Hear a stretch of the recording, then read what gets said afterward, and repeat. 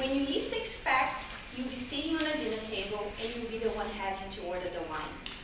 Life is full of moments that we don't know exactly what to do, especially when you're talking about wine. There are so many rituals involved, from how we harvest it and how it goes to a bottle, how we taste it, and even how we enjoy it. If you're not aware of the rituals behind the wine, you may avoid it altogether. Happened to me last month. I went on a date and the gentleman ordered the wine. When the waiter brought the glass of wine, he simply just moved the wine to my directions and said to the waiter, "She probably knows better than I do how to do this. So you really don't know if you have to do this job. But I'm here to help you out and give you some guidelines that will teach you how to order wine if you're the host in a restaurant. That's my setting." So the first thing you should have in mind when you are ordering the wine is the kind of food you're having. You should spend on a bottle the same amount you'd spend on the entire dinner. And you should have, that's the rule, and you should have an idea of the kind of food you are having. If you are kind of desperate, you can follow the old rule that red wine goes with meat and white wine goes with fish, but that is not used really since the 80s. What we have to think here more is the richness of the food and the body of the wine. Light meals go with light wines, heavy meals, heavy wines, and maybe spicy meals goes more with mixed blend, funky wine, I would say. Let me be more specific. If you're ordering light fish, you would order a light white wine, like the Pinot Grigio. If you're ordering a heavier fish, like the lobster, that would require a heavier white wine, such as the Chardonnay. And if you are having light meat, maybe poultry or pork, you would order Pinot Noir, that's a light red wine. And if you're having roast or duck, that's heavy, you would order a cab, that's a little bit heavier. And the body of the wine should feel in your mouth like milk. Think of skim milk, whole milk, and half and half. That's how light wine, medium wine, and a heavier wine would feel in your palate.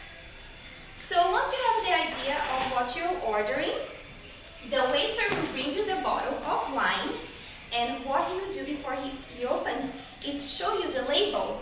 All you have to do is check if the name of the wine is correct and the vintage order. 10% of the time, they bring the wrong wine.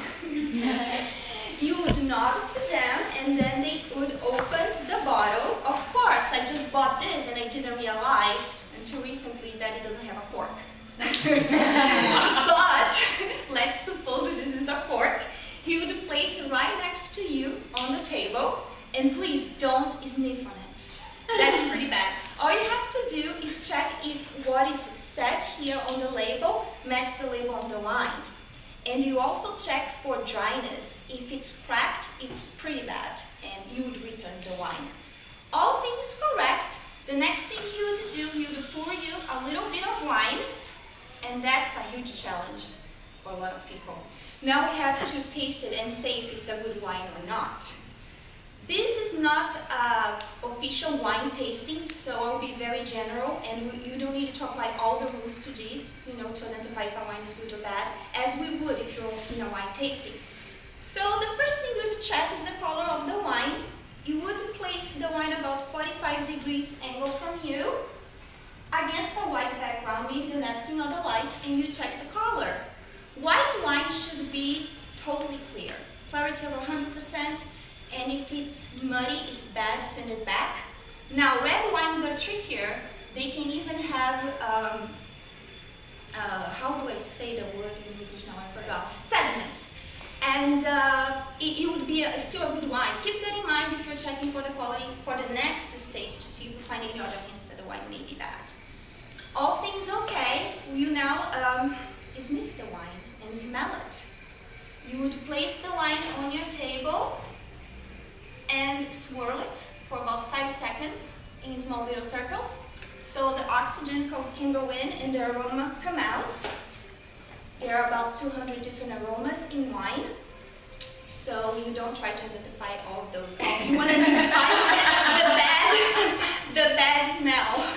And that would be the smell of mold. Seriously, a dirty, wet sock or a basement full of water. If it smells like that, send it back.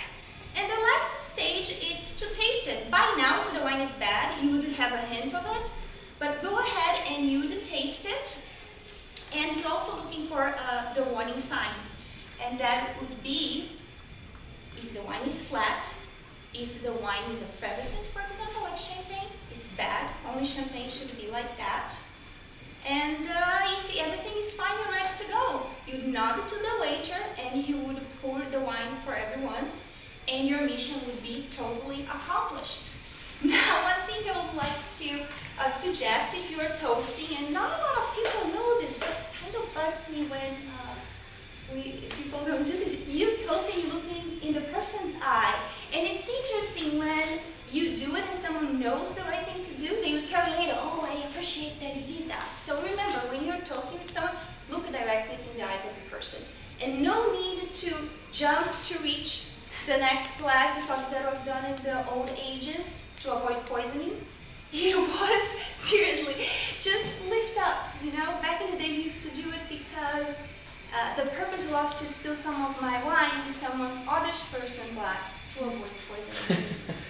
So hopefully you're not going to avoid ordering the wine, or if you're in a situation like I was last month, you have no problem. And I suggest if you want to know more about the wine to order the Wine Bible. I forgot the name of the author, but just Google it. It's amazing. It's a very thick book. And drink wisely. Thank you.